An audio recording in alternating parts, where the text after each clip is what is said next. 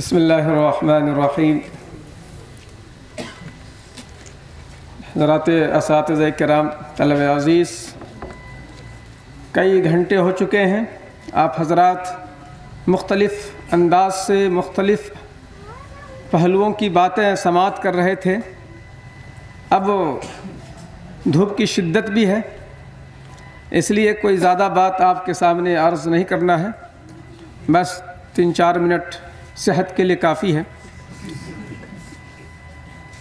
2-3 points کی باتیں اس وقت ذہن میں آ رہی ہیں۔ پہلی بات یہ ہے کہ آج جو یوم جمہوریہ ہے اور جمہوریت اور سیکولر کے تعلق سے باتیں تفصیل سے آپ کے سامنے رکھی گئیں، تو اس پر ایک پوائنٹ مجھے یاد آیا کہ یہ جتنی جمہوریت کی آواز دنیا میں گونجی اور اس کی آواز گشت دنیا کے کونے کونے میں سنی جا سکتی ہے، یہ سب کے سب آواز یہ اسلام کی دین ہے۔ رسول اللہ صلی اللہ علیہ وسلم نے حجۃ الوداع کے موقع پر جو خطبہ ارشاد فرمایا تھا، اس خطبے میں انسانی حقوق اور انسانی آزادی، اس کے بنیادی جو حقوق متعلق ہیں، آپ صلی اللہ علیہ وسلم نے بیان فرمایا تھا، اور ان خطوط پر اسلامی حکومت چلی اور آج بھی چل رہی ہے۔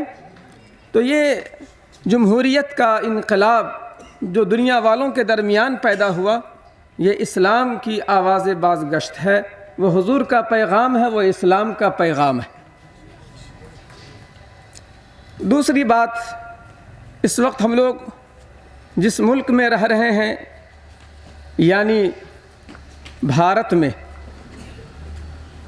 اس بھارت کو ہمیں دیکھنا اور اس کے مزاج کو سمجھنا چاہیے۔ بھارت کا مزاج وہ ہے جسے آپ سنتے رہتے ہیں، گنگا جمنی تہذیب۔ ہر 60-70 کلومیٹر پہ یہاں کی تہذیب بدل جاتی ہے، کلچر بدل جاتا ہے۔ دستور ہمارا ایسا خوبصورت دستور ہے جس میں مختلف کمیونٹی کے ذاتی اور مختلف قومیت کے لوگوں کے لیے یہاں گنجائش اور اس کے حقوق کی بات ہے۔ اس لیے ایسا خوبصورت دستور ہے جس میں ہندوستان کا ہر باشندہ پوری عزت کے ساتھ، مساوات کے ساتھ، ایکویلٹی کے ساتھ، آزادی کے ساتھ، بھائی چارہ کے ساتھ زندگی گزار سکتا ہے۔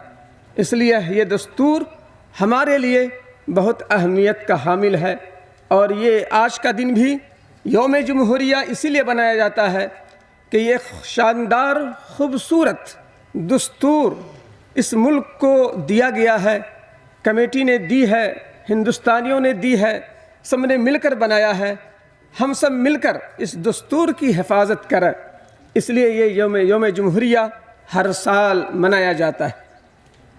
اس لیے اس ملک میں وہی طاقت کامیاب ہو سکتی ہے اور وہی نظام کامیاب ہو سکتا ہے جو یہاں کی گنگا جمنی تہذیب کو ساتھ لے کر چلے اور گنجائش ہو۔ اس لیے جو طاقتیں کچھ اور چاہتی ہیں وہ ہوش کے ناخن لے کہ یہاں پر ظلم و جبر کے ساتھ حکومت نہیں چل سکتی، یہ یہاں کی تاریخ ہے۔ تیسری بات اور آخری بات وہ یہ پیش کرنی ہے آپ کے سامنے کہ اس وقت جس پارٹی کے پاس اقتدار ہے، طاقت ہے، اس پارٹی کے ذہن میں کچھ اور ہی باتیں چل رہی ہیں۔ وہ پارٹی چاہتی ہے کہ یہاں پر تمام انسان کے لیے وہ مساوات باقی نہ رہے، حقوق ہر ایک کے لیے برابر نہ رہے، ہر ایک کی آزادی برابر نہ رہے، بلکہ نسل اور نسل کے درمیان فرق شروع کر دیا جائے، ذات اور ذات کے درمیان امتیاز کی لکیر کھینچی جائے، بنیادی انسانی حقوق میں ہر ایک کو ایکویلٹی باقی نہ رہے، بلکہ بادشاہت، حکومت اور بڑا عہدہ، بڑی طاقت اور بڑے اختیارات ایک مخصوص طبقے کے لیے رہے۔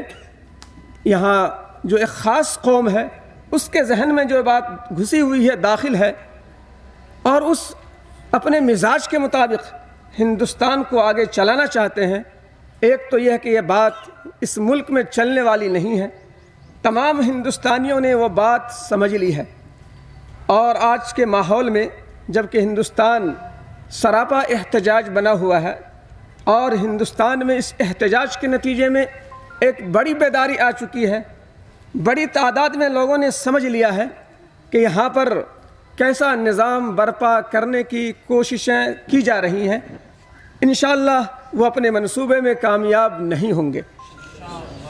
اور ہمیں آج کے حالات کے اعتبار سے اس بیداری کو زیادہ سے زیادہ آگے بڑھانے کی ضرورت ہے۔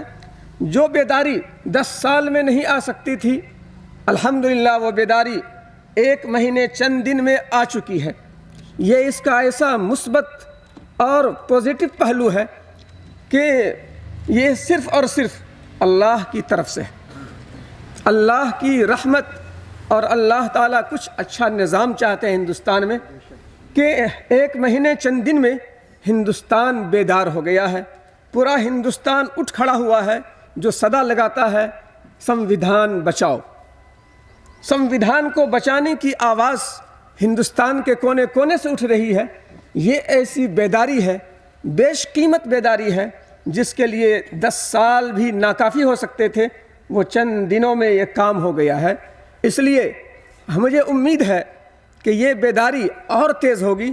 اس بیداری کو تیز کرنے میں آپ کا انشاءاللہ آئندہ رول رہے گا۔ اس وقت تو آپ اس چہار دیواری میں ہیں، لیکن 2 ماہ کے بعد آپ اس چہار دیواری سے نکلنے والے ہیں۔ آپ جہاں جائیں گے وقت کے حالات پر نبض رکھ کے، انگلی رکھ کر، اور آپ قوم کی رہبری کریں گے، اور وقت کے حساب سے آپ قوم میں بیداری لائیں گے، ان کے اندر جذبہ بیدار کریں گے، اس ملک کے لیے اور اس کے دستور کی حفاظت کے لیے اور ہندوستان کی سالمیت کے لیے اور اس کے بقا و تحفظ کے لیے آپ کیا قدم اٹھا سکتے ہیں۔ حالات آپ کو خود بتلا دیں گے۔ آپ کو لیڈنگ کرنی ہے، آپ کو قیادت کرنی ہے، قوم کو سجھاؤ دینا ہے، قوم کی رہبری کرنی ہے، یہ آپ کو کرنا ہے۔ یہ تیسری بات اس موقع سے آپ طلبہ عزیز کے سامنے میں عرض کرنا چاہ رہا تھا۔ ہندوستان ہمارا مہان ہے، ہندوستان عظیم دیش ہے، اور یہاں کی تہذیب عظیم ہے، یہاں کا دستور عظیم ہے۔ ہم اس ملک کو دوبارہ سینچیں گے، نفرت کی آگ کو بجھائیں گے۔ جو نفرت کی آگ پھیلائی جا رہی ہے اس میں ہم محبت کی چاشنی ڈالیں گے، اور ہم تمام ہندوستانیوں کے لیے امن کا پیغام، محبت کا پیغام دینے والے بنیں گے۔ اس سوچ کے ساتھ ہمیں آگے بڑھنا ہے۔ ان چند کلمات پر اپنی بات کو ختم کرتا ہوں۔